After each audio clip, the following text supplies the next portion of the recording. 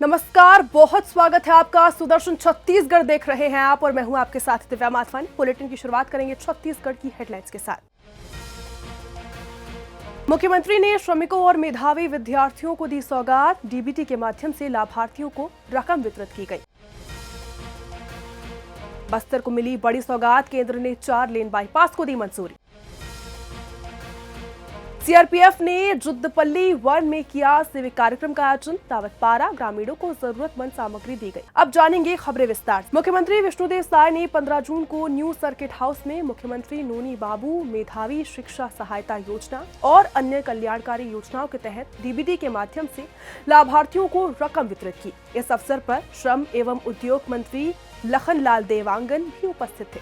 आपको बता दें, मुख्यमंत्री साय ने कक्षा 10वीं और 12वीं बोर्ड परीक्षा में टॉप 10 में शामिल 31 मेधावी श्रमिक बच्चों को 2-2 लाख रुपए, 1 लाख रुपए नगद और 1 लाख रुपए की 2 पहिया वाहन सहायता प्रदान की। इसके अलावा राज्य के 38,200 श्रमिक परिवारों के खातों में लगभग 19.71 करोड़ सीधे ट्रांसफर किए गए। सीएम साय ने इस मौके पर कहा कि श्रमिकों के बच्चों का उज्जवल भविष्य राज्य सरकार की हमेशा से प्राथमिकता है और अगर कोई छात्र विदेश में पढ़ाई करना चाहे तो सरकार 50 लाख रुपए तक की सहायता देने के लिए हमेशा से तैयार है। अब आपको बता दें, उन्होंने श्रम विभाग की तीनों मंडलों की प्रशंसा भी की, जिसमें से एक मंडल द्वारा ये कार्यक्रम आयोजित किया गया था। देखिए, हमको बड़ा खुशी होती है कि हमारे छत्तीसगढ़ के श्रमिक के बच्चे अपने परिस्थिति अनुसार इस तरह से टॉप 10 करते हैं, उसके हासिल करते हैं और एक अच्छा एग्जाम में पास होते हैं। उनको श्रम विभाग के माध्यम से 3 मंडल संचालित होते, जिसमें एक मंडल हमारे जो सम्मानीय राम प्रताप भाई साहब जी अध्यक्ष हैं, स्वनिर्माण कल्याण मंडल, उसके माध्यम से 2-2 लाख रुपए उनको प्रोत्साहन राशि दी जाती है। अगले वर्ष भी हम लोग दिए थे। अब इस वर्ष भी 31 बच्चों को अभी माननीय मुख्यमंत्री के हाथों से पुरस्कृत किया गया है। 1 लाख रुपया 2 पहिया वाहन खरीदने के लिए, अब 1 लाख रुपया उनको आगे के पढ़ाई के लिए। अब इस तरह से और भी विभिन्न प्रकार के योजनाएं श्रम विभाग के माध्यम से संचालित हो रहे हैं। हम लोग चाहते हैं कि उनको समय सीमा पर योजनाओं का लाभ मिले। और जब से माननीय मुख्यमंत्री विष्णुदेव साय जी मुख्यमंत्री के संभाले हैं, तब से लगातार हम लोग लगभग तीनों मंडल मिला के 500 करोड़ से ऊपर का सहायता राशि श्रमिकों को उनके सीधे बैंक खाते में ट्रांसफ़र कर चुके हैं। आज श्रम विभाग के अंतर्गत छत्तीसगढ़ भवन एवं अन्य स्वनिर्माण कर्मकार कल्याण मंडल के द्वारा यहाँ पर कार्यक्रम आयोजित था और जो श्रमिक हैं देश के अंदर में, उनके कल्याण के लिए श्रम विभाग के अंतर्गत 3 मंडल काम करते हैं, जिसमें एक मंडल का एक कार्यक्रम था, एक कर्मकार कल्याण मंडल। और इसके माध्यम से जो श्रमिकों के जो बच्चे हैं जो उत्कृष्ट नंबर लाते हैं, उनको 2 लाख रुपया देते हैं। एक तो 1 लाख रुपया प्रोत्साहन स्वरूप और 1 लाख उनको वाहन खरीदी के लिए। उप मुख्यमंत्री अरुण साव ने केशकाल में 11.38 किलोमीटर लंबे 4 लेन बाईपास को केंद्र सरकार की मंजूरी मिलने पर गहरा आभार व्यक्त किया। उन्होंने केंद्रीय सड़क परिवहन एवं राजमार्ग मंत्री नितिन गडकरी को 19 मई को पत्र लिखकर तत्काल मंजूरी की मांग की थी, जो कि अब पूरी हो चुकी है। इस परियोजना की अनुमानित लागत जो है वो 307.96 करोड़ रुपए है। आपको बता दें, बस्तर क्षेत्र की कनेक्टिविटी को और मजबूत करते हुए लाइफलाइन साबित होगी। इसके निर्माण से यातायात सुगमता, दुर्घटनाओं में कमी और क्षेत्रीय विकास को भी गति मिलेगी। स्थानीय निवासियों में खुशी का इसको लेकर माहौल है, क्योंकि अब दुर्गम घाटी से गुजरना सरल और सुरक्षित हो जाएगा। भारत सरकार से एक और बड़ी उपलब्धि आज छत्तीसगढ़ को मिली है। आज देश के सड़क एवं परिवहन मंत्री आदरणीय नितिन गडकरी जी ने 308 करोड़ रुपए की एक बड़ी राशि स्वीकृत की है। और वो राशि किस सड़क के लिए, तो आप सब जानते हैं कि बस्तर को जोड़ने वाली एकमात्र सड़क है और उस सड़क में राष्ट्रीय राजमार्ग नंबर 30 केशकाल घाट पड़ता है। वर्तमान में केशकाल घाट में 10 हेयर पिन बेंड है और आए दिन दुर्घटनाएं होती है और आवागमन में भी बहुत विलंब होता है। प्रतिदिन लगभग 11,000 गाड़ियां उस केसकाल घाट से निकलती है। बीजापुर के जुद्धपल्ली वन में सीआरपीएफ की 228 बटालियन ने नक्सल मोर्चे पर सिविक एक्शन प्रोग्राम आयोजित किया। रावतपारा के आसपास 100 से ज्यादा महिलाओं, पुरुषों और युवाओं को आवश्यक सामग्री जैसे दाल, चावल, कंबल, दवाई भी उपलब्ध कराई गई। साथ ही स्वास्थ्य जांच का भी आयोजन किया गया, जिससे स्थानीय लोगों की स्वास्थ्य स्थिति का पता चल सके। कार्यक्रम में छत्तीसगढ़ पुलिस के महानिरीक्षक राकेश अग्रवाल ने कहा कि सीआरपीएफ का पहला उद्देश्य इलाके को सुरक्षित बनाना है। उसके बाद ग्रामीणों को मुख्यधारा से जोड़ना है और सरकारी योजनाओं की जानकारी देना है। उन्होंने ग्रामीणों के साथ मिलकर काम करने पर भी जोर दिया। स्कूल खुलने से ठीक पहले रायपुर सहित छत्तीसगढ़ में परिवहन विभाग, यातायात पुलिस और स्वास्थ्य विभाग की संयुक्त टीम ने विशेष जांच अभियान चलाया। इससे पहले कि बच्चे अपने स्कूल जाएं, 418 स्कूल कॉलेज बसों का सघन निरीक्षण किया गया, जिसमें 302 बसें फिट पाई गई, लेकिन 116 बसों में गंभीर तकनीकी या फिर सुरक्षा खामियां रही और इन्हें सुधार के भी आदेश दिए गए। साथ ही 18,000 का जुर्माना भी इन पर लगाया गया। ड्राइवरों का स्वास्थ्य और नेत्र परीक्षण भी किया गया। साथ ही 26 चालकों में उच्च रक्तचाप, मधुमेह या फिर दृष्टिदोष पाए जाने पर उन्हें दवा और इलाज या फिर चश्मा पहनने की भी सलाह दी गई। जांच में panic button, fire extinguisher, on school duty sign, साथ ही सीसीटीवी और first aid kit, experience driver आदि के अलावा ब्रेक, टायर, वाइपर जैसे तकनीकी पहलुओं को भी कड़ी निगरानी में रखा गया।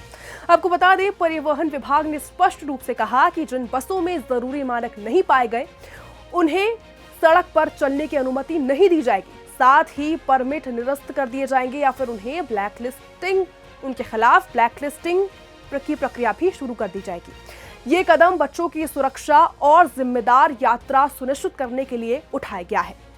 रायपुर में पूज्य बाबा गुरुदास राम साहेब जी की 94वें जन्मोत्सव के महोत्सव पर उपलक्ष्य में झूलेलाल धाम कैनाल रोड में एक भव्य स्वास्थ्य शिविर का आयोजन किया गया। आपको बता दें, शिविर में बड़ी संख्या में लोग पहुंचे और मुफ्त मेडिकल जांच भी कराई गई। आयुष्मान कार्ड भी बनवाया गया, साथ ही दवा का भी वितरण किया गया। आपको बता दें कि कार्यक्रम में मुख्यमंत्री विष्णुदेव साय, विधानसभा अध्यक्ष डॉक्टर रमन सिंह, साथ ही कई कैबिनेट मंत्री और बीजेपी संगठन मंत्री पवन साय की भी मौजूदगी देखी गई। आपको बता दें, सबने इस शिविर की खूब सराहना की। मुख्यमंत्री ने कहा कि वो सिंधी समाज से घनिष्ठ संबंध रखते हैं और मेडिकल सुविधाओं के विकसित होने से अब प्रदेश में 15 मेडिकल कॉलेज और आधा दर्जन नए अस्पताल खोले गए। साथ ही प्रधानमंत्री जन औषधि केंद्र और आयुष्मान योजना के माध्यम से दवाओं की किफायत भी सुनिश्चित की गई है। इस आयोजन से ग्रामीण और शहरी नागरिकों को सेहत के क्षेत्र में बड़ा लाभ पहुंचा है, जिससे सभी अतिथियों ने सराहा भी है। हम सबका ये प्रयास था कि जो ज़रूरतमंद लोग हैं, किसी प्रकार से अस्पतालों में नहीं जा पा रहे हैं या जांच कराने से हिचकिचाते हैं, तो उनको एक मंच पर हमने सभी प्रकार के डॉक्टर्स उपलब्ध कराए। चाहे उनके शरीर में भगवान न करे कोई भी कष्ट हो, तो हर प्रकार के डॉक्टर्स ने उन्हें देखा। नेत्र की, दांतों की, हृदय की, फेफड़ों की, लीवर की, पेट की, हर प्रकार की लोगों की यहाँ पर जांच हुई।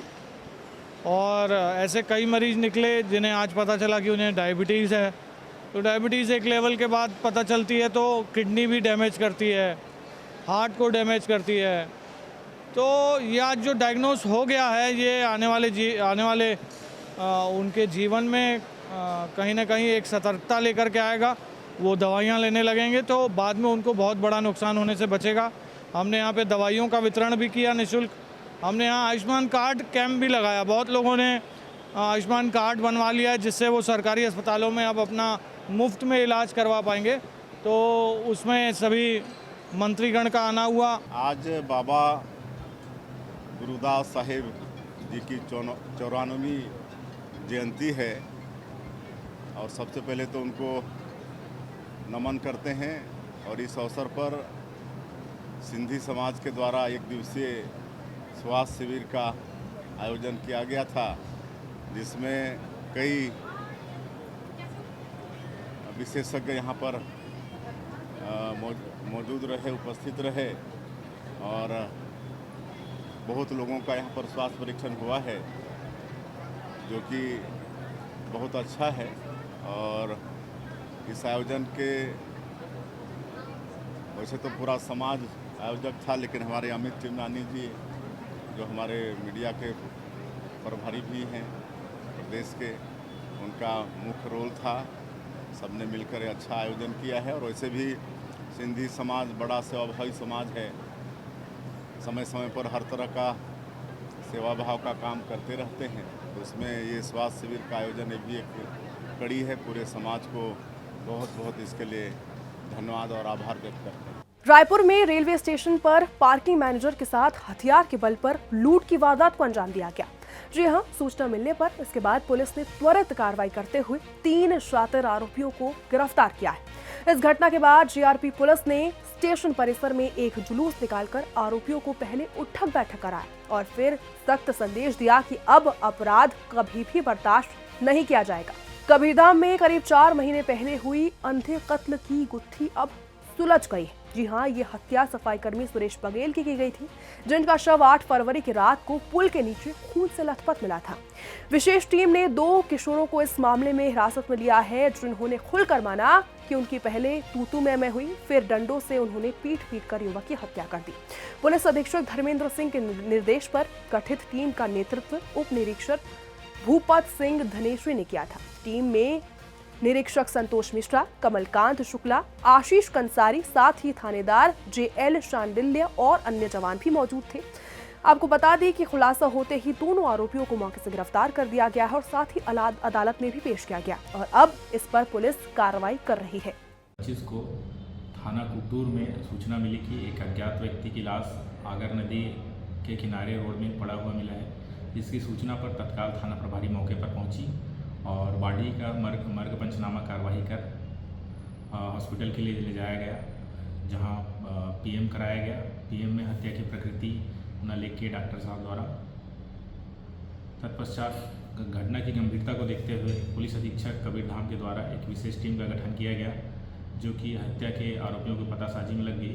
आसपास के लोगों से पूछताछ की गई, जिसमें आज दिनांक में पता चला कि 2 अपचारी बालक, जिनको मृतक के द्वारा बाजार चौक में कांच तोड़ने को लेकर विवाद हुआ था, जिस पर से दोनों अपचारी बालक के द्वारा डंडे से मृतक को मारकर हत्या कर दी है। इसे आज हिरासत में लेकर विधि से संघर्षरत बालक को बाल न्यायालय में पेश किया जा रहा है। बलौदाबाजार भाटापाड़ा जिले के गिधौरी थाना में एक ट्रैक्टर चालकों के समूह ने मिलकर परमेश्वर साहू नामक युवक को खंबे से बांधकर उसकी बेल्ट और डंडों से बेरहमी से पिटाई की। आपको बता दें कि उस पर आरोप लगाया गया था कि वो खनन अधिकारियों को अवैध खनन की सूचना दे रहा है। इसका वीडियो सोशल मीडिया पर भी वायरल हुआ, जिसमें वीडियो में आप देख सकते हैं कि कैसे उसके हाथ बांधे गए और शरीर पर उसकी गंभीर चोटें भी देखी जा सकती हैं, जिसमें वो चीखते हुए दर्द में झुलस रहा है। आरोपियों में जो लोग शामिल हैं, उसमें से करीब 1 आरोपी को गिरफ्तार कर लिया गया है। साथ ही पुलिस अब बाकी आरोपियों की तलाश कर रही है। फिलहाल के बुलेटिन में बस इतना ही। छत्तीसगढ़ की तमाम खबरों के लिए देखते रहिए सुदर्शन छत्तीसगढ़। जय हिंद।